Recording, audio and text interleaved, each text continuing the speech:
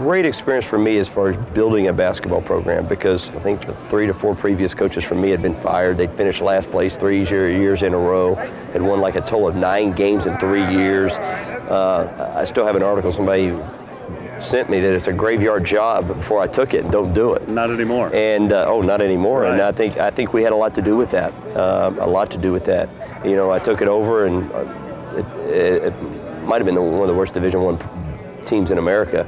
And in 5 years, we're in the NCAA tournament, and with 2 minutes to go, it's a 1-point game versus Kentucky in the first round. So we did a lot of good there, a lot of good. The A-10 is a mid-major, in terms of the way people define them. And I can tell by your face that's something that you don't really believe in. And so talk a little bit about that. No, I don't. It's above a mid-major. And it's in the fact, I think last year they had 6 teams, or year for 6 teams in the NCAA tournament, 4 or 5 the year before. That doesn't necessarily qualify you as a mid-major. You're better than that, when you're getting that many teams in there. The Atlantic 10 can compete with any teams in the country.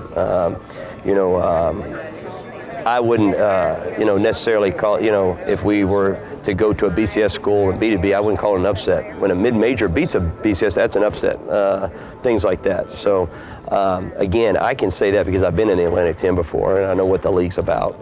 I think it has, especially recently developed in the last 3, 4 to 5 years, the reputation of not being necessarily a mid-major anymore.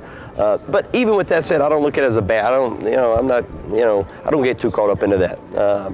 Especially because I've coached at every level, and it's all relevant to where you're at and, what you believe in and what level you're competing at.